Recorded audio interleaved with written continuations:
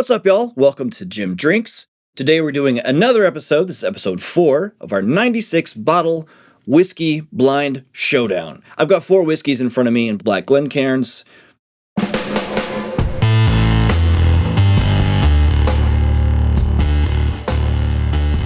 It smells like a rye right off the bat. I love it. It's not strong, but clearly rye spice is in there. I get a little bit of that green apple, that kind of green apple and minty kind of flavor. I think it leans a little bit more green apple for me. Palate on a taste. Here we go. Right, that last little bit of nose that I got right before I drank it, I did get a little bit of a woody, kind of an oaky note. A little bit, maybe that's like a barrel character kind of a thing. That was nice. Flavors on that. Very rounded, actually. I don't get I got a lot of like candied caramel. Very like Werther's original reminiscence. You know what I mean? Like not exactly that flavor profile, but the way that a Werther's original gets in your mouth and immediately starts producing a lot of saliva and just has a very like juicy feeling. Whatever this is was doing that for me, and I dig that. And then it moves into kind of a oaky kind of a note. Maybe like a hint of a toasted marshmallow in there too. And then the finish on that one, not a lot on the finish. There's a nice like kind of a sweet fruity candy note on the finish. Good job, A. Whatever you are, strong start. Not super bold flavors. Definitely took some time to open up. Assuming that's going to be the case for all these, they're going to need a little bit of time to kind of open up and just kind of begin to reveal what they're hiding. Excuse me. Hey, stick around to the end of this video too. Once I go through all 4 of these, I'm going to pour what's left into single Glencairn and try that out. Really, the intention is just to kind of see what the heck is that like, right? Anyways, moving on to B. Oh, whoa, what? This may also be a rye, but very different characteristics. It's got is it a rye or is it something like a scotch? It's such a really, really faint, that's like an apple juice note. That's really kind of all I'm getting. Also kind of mild oaky, maybe a little bit of like a sherry nose. There's maybe a little bit of a corn note in there too, kind of like I want to say a subtle like a blue corn tortilla chip kind of a note. There's a woody element. It's pine needle kind of, that kind of woodsy kind of thing happening. It's pretty mellow though. Oh. Palate on this one is interesting. It's quite a bit different. I would venture a guess that this may be a scotch. The palate on this one is much more sort of,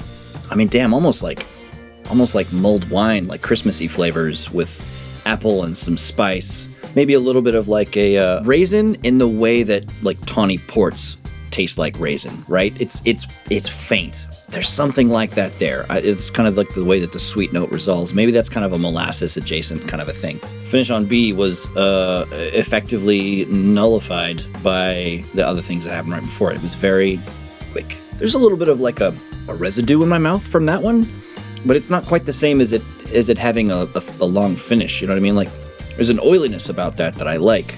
I like an oily whiskey. I don't know. Beef feels a little bit like a finished whiskey to me. I'm just saying they're not my go-to. Moving on to the nose of C. Are these all going to be ryes? Or is that just what my nose is on today? My nose has got some rye shit going on. Farther away, Jim. Farther away. Why am I holding it like that? Is there anything happening in this glass? It's very, very faint if there is. A little bit of maybe a faint fruit note in that. I'm going to say like a very faint hint of cherry perhaps. Strawberry? Maybe it's strawberry.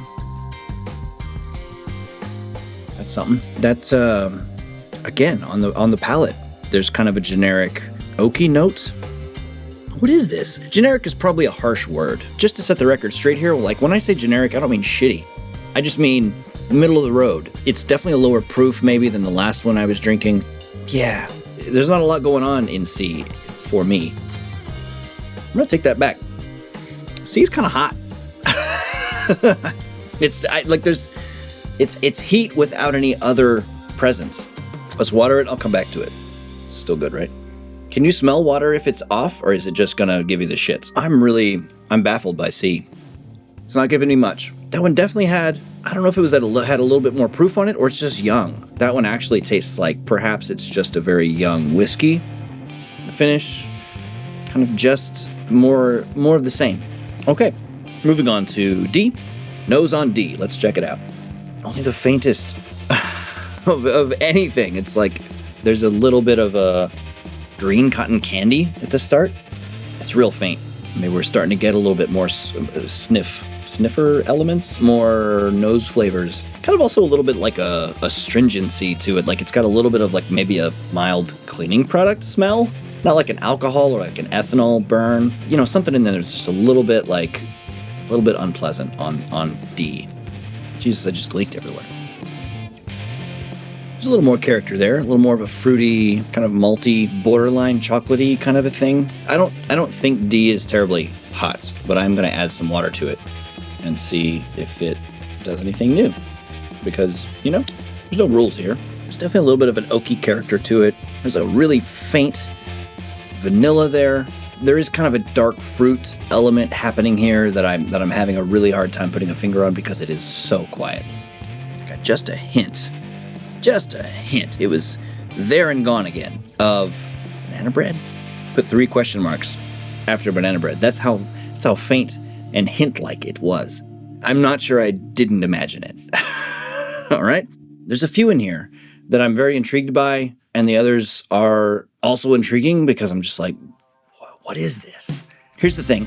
All 96 bottles of whiskey in my blind samples here, I've tasted every single one of them. Some of them less, some of them more, but I've tasted every one of them. So the idea that we have 4 whiskeys here that I really can't place, it's a dark day for Jim Drinks here. I mean, you know, it's not that dark. I'm drinking whiskey, I'm having a good time. By the way, if you're not already a subscriber to Jim Drinks, now's the time. If you like what you're seeing, click the subscribe button. While you're there, leave a like. If you don't like it, tell me why. That would be great. I can already tell it's going to be a difficult episode as far as judging goes because none of these are super bold, punchy, strongly flavored whiskeys. In 4th place is the... Holy shit, that's wild. Fucking hell. There's been a lot of upsetting moments on Jim Drinks. This one hurts. This is the Rare Character Limited Release Kentucky Straight Rye Whiskey 2025 Batch Number 3. This one comes in at 122.8 proof. This one is listed as rare. Again, it's fine. It's not fantastic. It's not, holy shit, that's incredible whiskey. It was kind of right down the middle. That's a tough one. Limited Kentucky Straight Rye. Oh, this is the rye. Really? What? Now I'm not just upset, but I'm confused. I have half of this bottle left because I've drank this bottle multiple times. I'm gobsmacked. 3rd place goes to Redemption Wheated Bourbon, 96 proof. Pretty easy to find. And not bad. The wheated character of this, let me see if I can detect that now that I know what it is. Hack move, but here we go. A little bit. In 2nd place, it is the Rocktown Single Barrel Cast Strength Bourbon. This comes in at 116.4 proof. I was right, that one is proofy. This is out of Little Rock, Arkansas. I like a lot of what Rocktown does. I've done the distillery tour there. They're super lovely people. It's a nice time. It's a good place. There's good juice there. This one coming in 2nd place, I'm all for it because I think Rocktown does some really good stuff. Hell yeah, brother. Rocktown Single Barrel Cast Strength Bourbon. Go get you some. That only leaves us with 1st place. I'm sure the music at this point is doing something grand and monumentous to celebrate whatever this is going to be. Tell us your secrets. Tell me what you are. Tell me what you know. Show me the world. Oh. Wow. What? Okay. It's a good result, but I really thought I would be able to tell which one this is. I mean, I knew number 1 was a good one. It was the clear winner from the get-go. Well, not from the get-go. As soon as I'd gone through all 4, it was like, okay, this one's a standout in my book. This is an expensive one, too. This is like $270-ish. Widow Jane, The Vault, the 15-year. 2022 release. It's considered a rare bourbon. I mean, God, now that I know what it is, I can clearly smell like the base note of like a juicy tobacco. I think what I'm identifying here is that is one of my areas of weakness in terms of my palate is tobacco-y, leathery kinds of notes.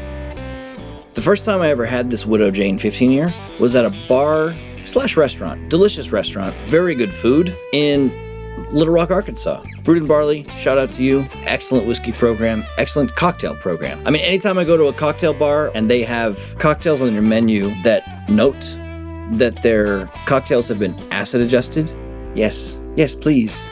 Here I am. Here's my money. Just give me good things. They have also very delicious food. So Brewed in Barley, shout out to you. Thank you for my first taste at the Widow Jane 15-year, the Vaults. It's a delicious bourbon. If you liked this, please like and subscribe. This is a tiny channel. It's just me, Jim, and it would help me out a lot. Come on back. We're gonna do some more fun stuff soon. Oh, I gotta, sorry, before I forget, I gotta pour all these into one glass and try them out. There's a lot of that one. And the mic was right there, so it picked up all those lovely, trickly liquid noises you would normally associate to having a piss. All right, let's see what this combination is like. This is our blend of Widow Jane 15-year, Rocktown Single Barrel Cask Strength, Rare Character Rye, Batch 03, and then the Redemption Wheated. The nose, I do get some of those leathery and tobacco notes. There's a little bit of that fruit character as well. This one has a little bit more of that juicy hookah tobacco kind of a thing happening, which I like. Cheers. You know what? That's a good combination. I feel like a lot of what I'm getting, it's the Widow Jane and I think the Rare Character Rye. This combination of these 4 whiskeys outclasses the 4 of them individually. Damn. Yeah, that's good. It's jammy. It's got a little bit of leather in it. Yeah, I dig that. It's Jim Drinks saying, once again, drink your fancy bourbon. Adios.